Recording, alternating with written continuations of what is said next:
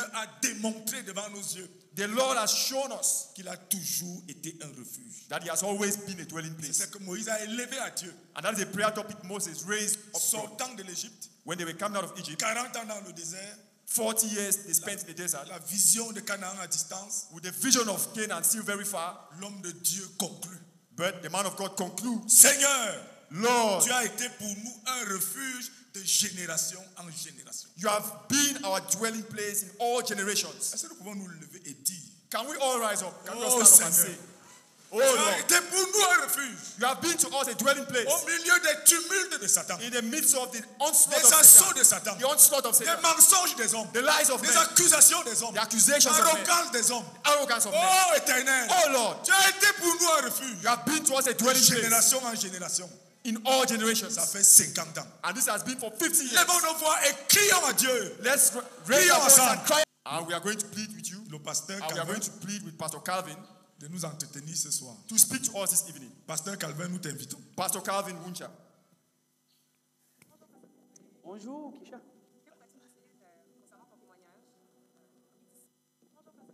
Bonjour, Kisha.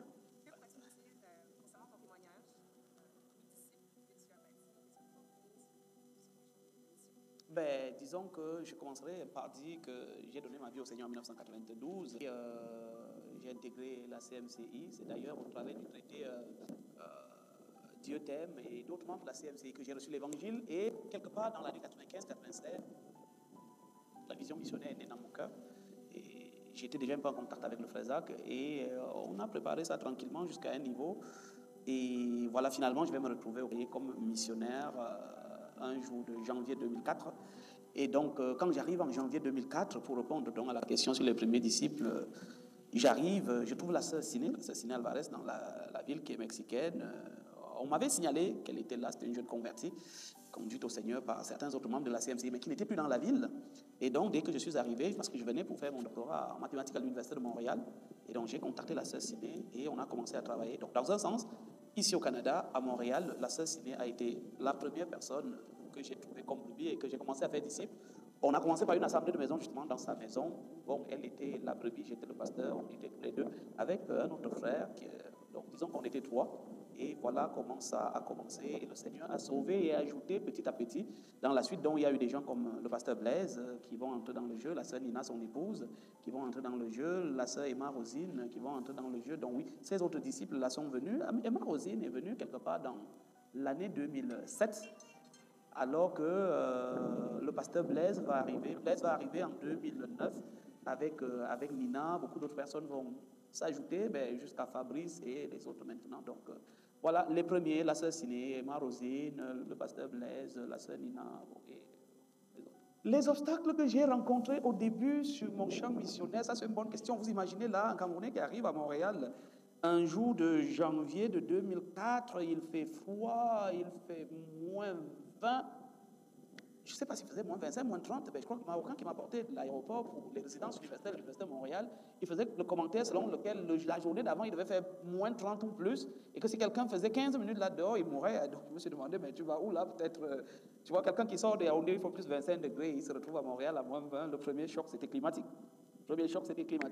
Ensuite, j'ai dû faire face à des chocs culturels. Choc culturel, c'est que je vais me retrouver à l'Université de Montréal. Je salue une camarade de classe qui n'est pas québécoise, mais qui est...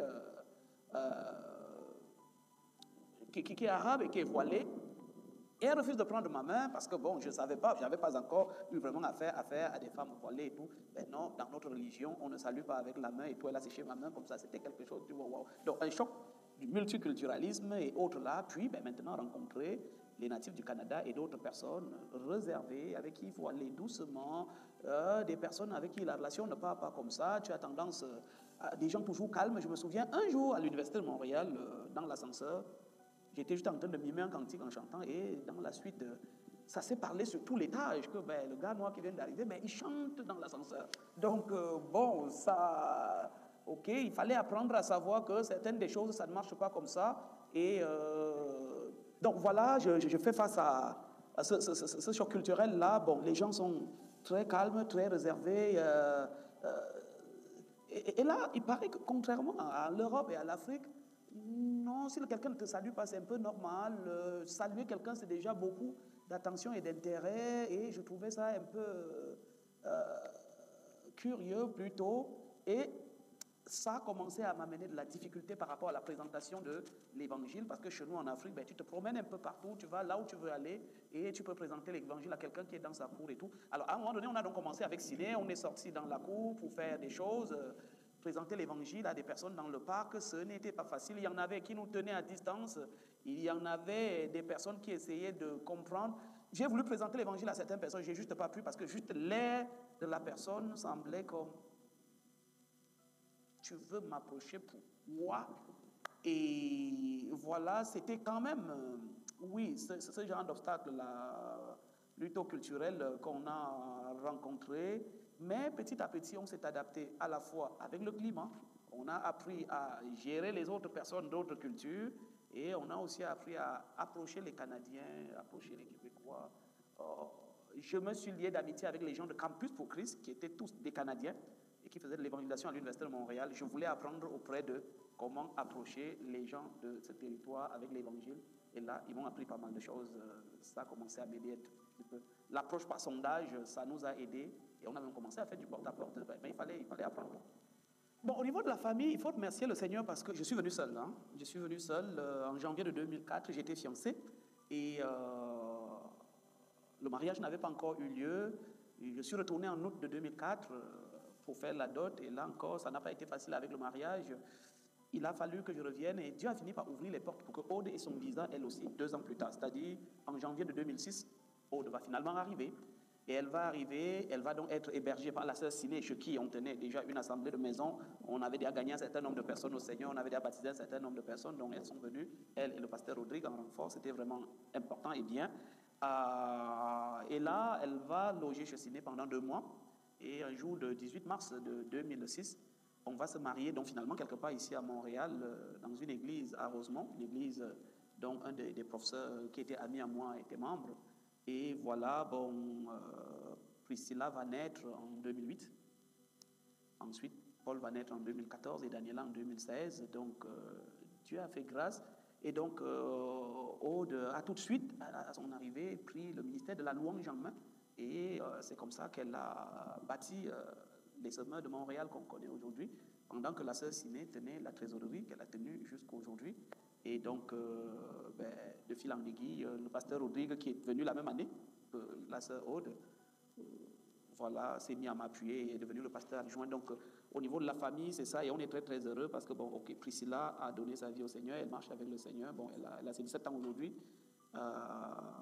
Paul, on est en train de prier afin qu'il connaisse une conversion radicale, ainsi que Daniela, Paul qui a 11 ans, Daniela qui a 9 ans.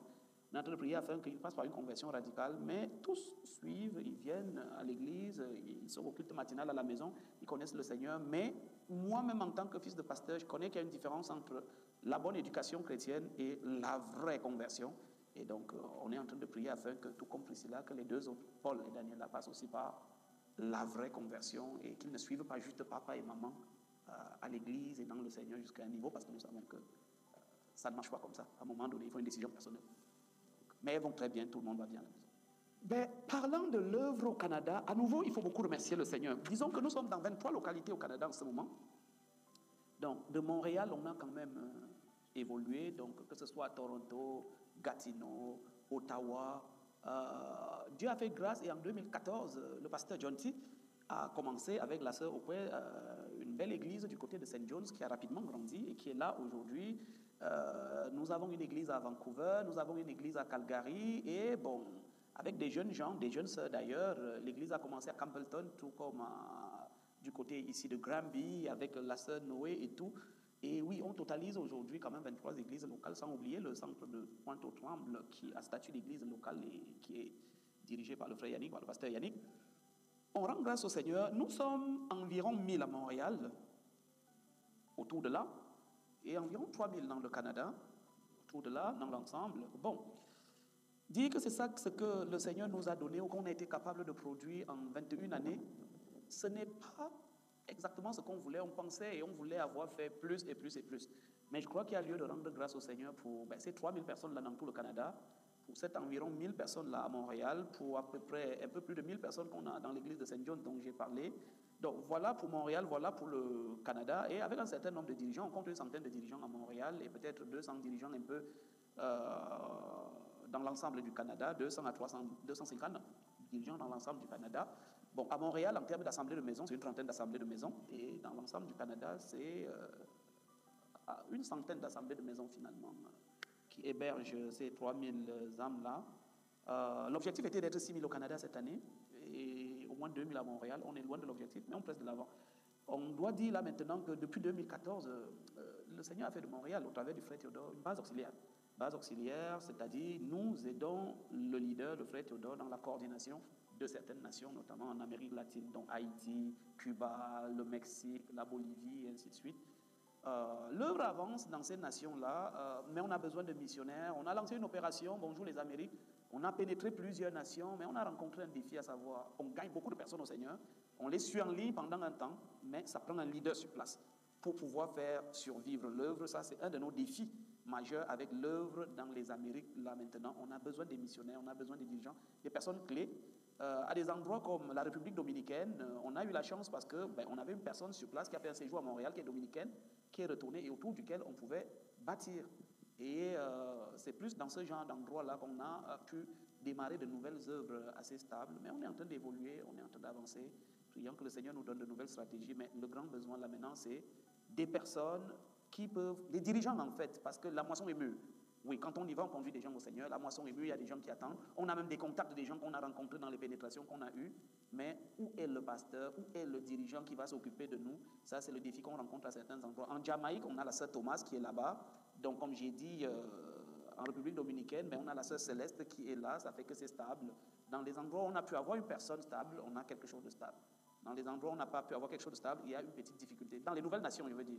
Mais sinon, les anciennes nations comme Haïti, comme le Mexique, comme Cuba, ou plutôt comme la Bolivie, où il y a le frère Jean de Dieu, où il y a un missionnaire, l'œuvre avance.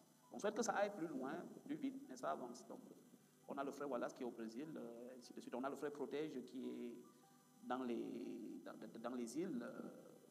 Voilà, on avance. D'abord, à partir de Montréal, on a commencé à travailler à Montréal. Je veux dire que quand je suis arrivé, il y avait déjà certains frères, notamment dans la ville de Québec. Il y avait Apollinaire dans la ville de Québec. Il y avait quelques frères, quelques sœurs, Madame Lando à Gatineau. Mais c'est des assemblées qui n'ont pas survécu parce que dans la suite, Apollinaire s'est déplacé du côté d'Ottawa. Et Dieu faisant grâce, en 2014, quand je commence vraiment là, après 10 ans, l'implantation de nouvelles assemblées de maisons, des nouvelles églises, autant pour moi, c'est vraiment à Québec-Ville que je vais me rendre un jour de 2014 et commencer avec le frère Romuald Achadé. On était 2. Et voilà, lancer l'église de Québec-Ville. Et aujourd'hui, ils sont un peu plus de 200. Et c'était bien. Puis, il y a Arsène est allé à Trois-Rivières, un peu dans la suite. Il a fallu aller à Ottawa et arranger les choses pour que le pasteur Francis, qui était avec nous à Montréal, décale vers Gatineau, parce que Gatineau est à côté d'Ottawa, et commence l'église de Gatineau, qui a peut-être plus de 160 membres aujourd'hui. Et les autres églises, je dirais, ont suivi. Et on a commencé à envoyer des missionnaires nationaux, comme le frère David qui est allé à Rwanda, comme le frère Paulin qui est allé à Winnipeg, comme le missionnaire Emmanuel Biedo qui est allé du côté de Halifax. C'est venu après. Mais je dirais que s'il faut parler de la première église, là, il faut parler de l'église de Québec, où nous sommes allés. Mais je dois dire qu'en 2008 déjà, parce que je commence en 2014, mais en 2008 déjà, j'avais formé et envoyé un disciple à Toronto. Il a démarré l'œuvre, mais il a dû retourner à Montréal parce que Toronto, c'est une grande ville. J'avais senti qu'il n'était pas tout à fait prêt. Et il a dû replier à Montréal. Et on a pris du recul avant de pouvoir sauter. Je n'oublierai pas le frère Mabiala qui finalement va arriver au Canada et repartir pour nous consolider et faire grandir la jeune église qu'on avait redémarrée à Toronto à un moment donné. Et l'église de Toronto est là, elle évolue. C'est ce que je peux dire. Donc, voilà ce que je peux dire là avec le démarrage de nouvelles églises. On a perdu, par exemple, quand nous étions encore 15. Oui, quand nous étions encore 15, j'avais réussi à gagner des personnes natives, ou des personnes de peau blanche, si pour ainsi dire. Et de fil en aiguille, j'en ai perdu un certain nombre. Et ça se voyait que soit c'est un problème d'adaptation et autres. Mais c'était aussi un problème lié au conflit spirituel. Et dans ce collège Jean de Brébeuf, où nous avons évolué beaucoup, et nous avons fait d'ailleurs 19 ans pour louer les locaux et avancer, je dois dire qu'à un moment donné, la salle dans laquelle nous étions, on avait à côté de nous des gens qui faisaient de la scientologie spirituelle, et de l'autre côté, toujours à côté de la salle où nous tenions nos réunions, il y avait des hindous qui sont même venus un jour à notre réunion nous dire, on vient vous saluer et vous inviter à notre réunion de l'hindouisme là. Petit à petit, l'église maigrissait là, parce que oui, on était peut-être 15 ou 20 et on perdait des personnes et tout. Puis nos yeux sont ouverts à un moment donné que vous êtes entourés par d'autres églises, entre guillemets, mais qui ne sont pas chrétiennes, et vous êtes au milieu d'un conflit. Dieu a eu pitié de nous, on a commencé à prier fort, et finalement, ces autres groupes-là sont partis. Et quand elles sont parties, le Seigneur nous a donc fait aller occuper l'une des grandes salles que l'un des groupes utilisait, qui est notamment la salle, l'auditorium, à côté de la salle double en face de la réception. Et c'est là qu'on a commencé à rebondir et grandir, mais on s'était retrouvé, oui, dans un conflit spirituel qu'on avait pris au sérieux, mais qui a un peu affecté l'Église jusqu'à un certain niveau. Bien évidemment, il y a le départ du frère dans la gloire en 2009 qui a fait en sorte qu'on a perdu un certain nombre de personnes, parmi lesquelles certaines des personnes natives qu'on avait gagnées. Il y a eu d'autres petites choses, voilà, certains défis avec des personnes venant d'autres églises qui arrivent au milieu de vous et veulent amener une autre façon de faire, une autre façon de voir, et finalement vous vous rendez compte que vous ne pouvez pas marcher ensemble, et il faut que ça casse et que ces personnes quittent et que vous reculiez encore un peu là avant de bondir, mais c'est la bonne chose. Donc oui, un certain nombre de difficultés, de réalités qu'on a connues, mais Dieu nous a conduits, Dieu nous a aidés à surmonter pas mal de choses, et voilà, quelques incompréhensions entre collaborateurs, ainsi de suite. Mais Dieu a fait grâce et on a pu évoluer. Je peux me souvenir qu'à un moment donné, pendant qu'on était dans l'assemblée de maison chez la sœur Siné, son bailleur va venir un jour cogner à la porte pour dire « Madame Siné, ici ce n'est pas une église et tout ». Bon, il a fallu faire nos bagages de là-bas et j'étais sur le point de me marier, je me suis marié et l'église s'est déportée dans ma maison parce que soit les voisins s'étaient plaints ou des choses de ce genre. On a géré ça, on est passé par pas mal de choses, mais le Seigneur a été victorieux quand même, on a pu faire le chemin. Oui, si je dois dire des choses sur le conflit spirituel concernant ma mission et l'œuvre de la CMCI au Canada, les conflits spirituels, c'est aussi, n'est-ce pas, ce voyage que je fais de Toronto à Montréal, revenant d'une fête où nous avons été avec un croyant qui nous était cher et tout. La légalisation de l'œuvre de la CMCI au Canada, les documents étaient en cours et on était en train d'attendre. Et sur notre chemin partant de Toronto à Montréal, du côté de Cornwall, alors notre voiture est sortie de la route. On est là en décembre de 2007. Et on avait plusieurs tonneaux pour aller chuter dans un ravin, dans un banc de neige. Heureusement, nos ceintures de sécurité étaient attachées. Et quand la voiture s'est stabilisée, mes pieds étaient en l'air, ma tête en bas. Les pieds de ma femme en l'air, en haut, et sa tête en bas. Les pieds du chauffeur en l'air, sa tête en bas. C'est quand mon épouse a lancé un cri et que nous nous sommes rendus compte, que je me suis rendu compte qu'on était encore vivants. Et on a commencé à se débrouiller, à sortir de cette voiture-là, dans cet état-là où nos pieds étaient plutôt en l'air et non tête en bas. Heureusement, les autres usagers de la route qui nous ont vu faire la sortie de route ont dû appeler la police, ou je ne sais pas trop ce qui s'est passé, mais toujours est-il, des gens sont venus quelques minutes après en renfort et ont aidé à creuser d'une certaine manière et nous ont sortis de cette voiture-là et on nous a mis dans une voiture. La police nous a mis dans une voiture parce que la police était déjà là, qui nous a accompagnés à Montréal et à notre porte. En nous laissant, le monsieur qui nous a accompagnés nous a dit « Messieurs et dames, je vous souhaite de vivre longtemps. » Et je raconte l'histoire aujourd'hui parce qu'effectivement j'ai vécu longtemps, parce que ça, il y a de cela 18 ans, on va dire.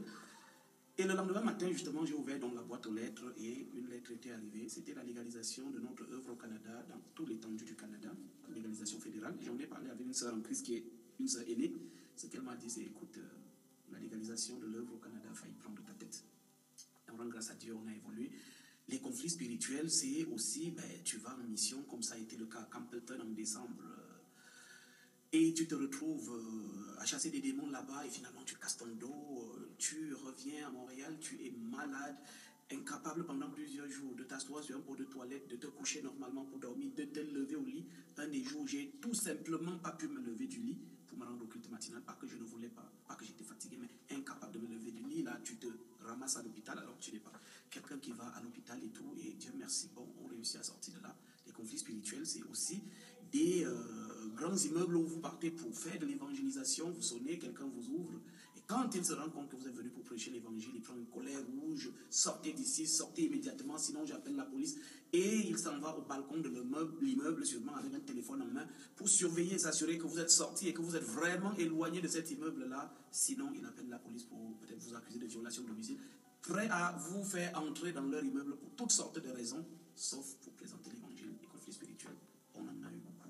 Alors, la parole de Monsendorf, elle était un peu spéciale. Hein. L'une des choses qui revenait là-dedans, le frère a prié et demandé que je devienne le major ou l'un des majors dans ma classe de doctorat, parce que je suis venu comme étudiant missionnaire. Donc, je suis venu pour faire mon doctorat à l'Université de Montréal et j'ai été envoyé en même temps comme missionnaire au Canada. Et je dois dire que les gens ont été impressionnés à l'Université de Montréal parce que sur 6 cours qu'il fallait faire au doctorat, ben, j'ai fait 6 cours. Sur les 6, j'ai eu 4 A+, et 2 A. J'ai jamais eu de A-. J'ai jamais eu de A-. Donc 4 A+, et 2 A. Et ça me souvient qu'il priait que je sois le major de ma promotion. Et les examens de synthèse qui se font en 2 ans, j'ai fini par les faire en 1 an et demi. Et puis j'ai fini ma thèse dans les délais et tout. Il y a eu ça. Ben, sur le plan de l'œuvre missionnaire, je dois dire, bon, l'une des choses qu'il disait, parce qu'il avait prononcé un peu sur moi les mêmes paroles que l'évêque Kivengere avait prononcées sur lui quand il quittait l'Ouganda et tout. Et donc il disait qu'il fallait que les Canadiens me disent « Donne-nous Jésus, donne-nous Jésus, donne-nous Jésus ». De ce côté-là, je ne sais pas jusqu'où je suis rendu, mais nous sommes 3000 au Canada, nous sommes à peu près 1000 à Montréal et on s'est étendu un peu vers les Amériques latines et tout. Donc je crois que oui, on est en train d'avancer et ouais, ce que le Seigneur a dit sur... moi, comme parole de Saint-Dov, là, c'est en train de s'accomplir. Ce n'est pas encore totalement complet, mais ça avance. Les miracles, les prodiges qui ont été enregistrés, il faut dire que j'ai commencé l'œuvre et l'une des clés qui m'ont aidé par rapport à l'avancement de l'œuvre, c'était vraiment conduire les gens au Seigneur, les amener à travailler sur en finir avec le passé et ensuite faire, comme plusieurs le savent, là, et comme on le fait à Montréal, un gros travail de brisement des liens malsains dans leur vie avec l'approche qui était la nôtre et qui s'est enrichie au fil des années. Et là, on a vraiment vu, l'un des premiers miracles qu'on a témoigné, c'était une fille qui était à Polytechnique, qu'on avait conduite au Seigneur, qui ne dormait pas, qui avait toutes sortes d'insomnies et tout, et qui avait commencé à nous fréquenter à la prière, Sidney et moi. À l'époque, on avait du temps, ils n'étaient pas nombreux, donc on a pris du jeûne pour jeûner et prier avec elle, faire le brisement des liens. On est allé chez elle, fouiller, la débarrasser d'un tas de choses de son passé. Et là, cette fille a commencé à dormir et à retrouver le sommeil et a dû appeler sa maman pour lui dire au Cameroun, écoute, le miracle s'est produit. Là, j'ai commencé à dormir. Cette fille de 20 ans, elle disait que sa maman avait eu les mêmes problèmes d'insomnie toute sa vie et qu'elle était telle qu'en fait, elle tremblait un secret. Quand elle allait à des fêtes ou à des choses comme ça, elle ne voulait pas rentrer. Ou quand elle recevait des gens chez elle, quand vous voulez partir vers 21h, elle commence à stresser parce que vous allez partir et elle va rester seule, elle ne va pas dormir. Elle a dormi donc le lendemain du jour où le brisement est fini. Elle a dormi un jour sur le pot de toilette de sa maison au point d'oublier d'aller à son petit job et appeler les gens et leur dire j'ai eu un problème, je ne viens pas là. Et donc elle est revenue à l'assemblée de maison la semaine qui suivait, plutôt inquiète, pour nous dire ben, je dois vous dire là, je passe tout mon temps à dormir maintenant. Donc, le pot de toilette et tout. Elle a de souhaite qu'on soit allé à l'autre extrême et tout. Prier pour elle, les choses sont stabilisées, se sont régularisées. Et ben, les gens qui ont été très actifs dans la suite à m'aider dans l'organisation. C'était nos premiers enfants spirituels. Donc, on a eu beaucoup de choses. J'ai déjà souvent parlé du témoignage du docteur Tapen, qui avait des problèmes de procréation avec sa femme et tout. Et quand le frère Zach est passé et a enseigné ce message là-dessus, on finit avec le passé et brisement des liens à l'Université de Montréal, et m'a dit d'aller faire le travail pratique avec eux. Il fallait le rencontrer et faire face au fait que son foyer passe par une sorte de noyade, toutes les fausses couches et autres, et autres, et autres. Mais Dieu a fait grâce, on a mis doigt sur le fait qu'il avait fait une promesse de mariage à une personne qui n'avait pas tenu. Et juste l'envoyer aux États-Unis, aller se repentir à cette famille-là et à cette fille-là, à qui il avait promis le mariage et qui n'avait pas tenu, est revenu le mois d'après. Sa femme était enceinte, le premier enfant était né, un deuxième est né, ils sont aux États-Unis. Il vient souvent témoigner quand j'enseigne sur le brisement des liens. Donc, voilà, il y a eu ces miracles-là avec lesquels le Seigneur nous a encouragés. Beaucoup d'autres ont suivi dans la suite. Ça prendrait tout un autre interview pour parler des miracles et des prodiges que le Seigneur a fait là pour nous encourager sur le chemin. Alors voilà, Kisha, tu es l'une des fruits de la session de brisement des liens qu'on a eu en ligne en 2021. Est-ce que c'est moi qui enseignais particulièrement? Bon, voilà, donc c'est un des outils que le Seigneur nous a donné. Après un temps, on s'est refroidi, mais on est revenu avec cet outil-là en force et on est content que le frère Boniface soit venu dernièrement pour fortifier, lui qui est un peu plus avancé aussi là-dedans. Donc oui, on a eu pas mal de ça. Ce qu'il y a devant nous, c'est le plan quinquennal. Disons qu'à Montréal, dans 5 ans, il nous faut être 15 000. Il nous faut partir du 1000 qu'on est maintenant et être 15 000. Alors vous voyez, c'est gros, hein? C'est gros, c'est grand. Ce qu'il y a devant nous, c'est qu'au Canada, il faudra qu'on soit 65 000 dans les mêmes 5 ans. Dans les 3 000 qu'on est maintenant, il faudra vraiment multiplier par 20 ou un peu plus par 20. c'est gros, c'est grand, c'est ça les perspectives devant nous. Et il va falloir que nous essayions de mettre au moins 25 nouveaux couplets missionnaires dans l'Amérique latine. Et en fait, il faut pénétrer au moins 25 nouvelles nations, je veux dire, et vraiment s'assurer que l'œuvre est en train d'avancer là-bas. Et ça, c'est grand. Peut-être que je devais citer au titre des miracles quand même, il ne faut pas les négliger, Kisha. Le fait que, ayant été fait base auxiliaire en 2014, le Seigneur nous avait dit, on avait de l'épargne financière en main là pour pouvoir acheter un temple. Le Seigneur nous avait dit, non, vous achèterez d'abord une base pour l'œuvre globale, comme base auxiliaire, avant d'acheter le temple. Et là, vendu en 2021, on a donc acheté le centre biblique ZCF qu'on appelle Koumé Canada, qui est sur 50 hectares et qui a tous les bâtiments pour abriter tout ce qui est école, retraite, formation, réunion des leaders et tout. Et dans l'année 2024, comme vous le savez, Dieu nous a aussi donné le temple finalement à Montréal qui est en train d'être aménagé pour qu'on y entre. Ça, c'est le grand miracle financier, là, le grand miracle de structure. Parce que le centre biblique ZTF, c'est 1,5 million à peu près, alors que le temple, c'est 2,4 millions au centre-ville de Montréal. Il faut noter ça. Et voilà, bénis le Seigneur pour ça. Je crois que l'une des questions que vous aviez à nous poser là, c'est notre apport dans l'œuvre globale. Notre apport dans l'œuvre globale, c'est déjà le missionnaire envoyé au Mexique, Ortega. Notre apport dans l'œuvre globale, c'est l'un des missionnaires envoyés au Brésil, ça c'est le frère Wallace, qu'on a formé à Cuba où ils étaient. Alors j'ai fait 8 voyages missionnaires à Cuba pour tenir une école de la connaissance et du service de Dieu avec ces étudiants médecins qui étaient avec le frère Paul Brahim, les préparant pour qu'à la fin de leur formation, ils se repartissent dans les nations comme c'est le cas aujourd'hui et qu'ils soient nos missionnaires. Donc il y a Jessica Mambach qui est en Australie, il y a Paul Brahim qui est du côté du Chili, il y a, comme je viens de dire, Wallace qui est au Brésil, ainsi de suite. On peut même parler de Bruna qui est aux États-Unis et autres là. Notre apport à l'œuvre globale, c'est aussi ces nombreux voyages-là, que ce soit, j'ai été 2 fois au Pérou, j'ai été 1 fois en Colombie, j'ai été déjà au moins 2 fois en Bolivie pour soutenir Nietzsche et ce qu'il fait là-bas. Et c'est nous qui soutenons financièrement l'œuvre à Haïti, les missionnaires à Haïti, l'orphelinat à Haïti. J'ai été 4 fois à Haïti pour faire avancer l'œuvre. Nous avons soutenu le missionnaire du Nicaragua, les missionnaires qui sont dans les îles et à plusieurs des niveaux là. Nous avons un certain nombre de missionnaires que nous soutenons en Amérique latine pour faire avancer l'œuvre. Et qu'est-ce que je dirais d'autre? Au niveau maintenant de Koumé, de l'œuvre à partir de la base et des autres nations, je voudrais dire que l'église de St. John's et même l'église de Montréal aussi pendant plusieurs années et d'autres églises au Canada, nous avons beaucoup soutenu l'œuvre en Inde. L'œuvre en Inde, le développement de l'œuvre en Inde dans ses débuts et jusqu'à maintenant, nous soutenons l'œuvre en Inde, que ce soit du côté de Bertin un peu, mais ce que le frère Philippe fait, nous soutenons l'œuvre en Inde. Notre contribution à l'œuvre globale, c'est aussi, voilà, nous sommes présents, nous soutenons année après année le leader, c'est-à-dire le frère Théodore, avec le développement du quartier général et avec les autres, un soutien pour soutenir les autres champs de mission. Et là, il y a la conférence FESIDEV et partenaires que nous avons lancée à partir de Montréal. Il y a le FESIDEV Canada qui est créé récemment en termes de structure. Voilà, nous avons pu par exemple offrir à l'université ZCF la salle multimédia qui semble être une salle de référence dans la zone abertoire pour les autres universités du coin. Il y a beaucoup de choses qu'on peut citer, mais donc financièrement, on fait ce qu'on peut à partir du Canada pour soutenir l'œuvre globale, soit à partir du quartier général, soit tout simplement dans l'Amérique latine qui nous a été confiée. Et oui, on fait d'autres choses à d'autres niveaux. On ne pourrait peut-être pas faire toute la liste, mais on essaye de soutenir l'œuvre globale, oui. Alors tout le monde, salut. Je suis aussi Anne Oguncha, épouse missionnaire numéro 2 au Canada.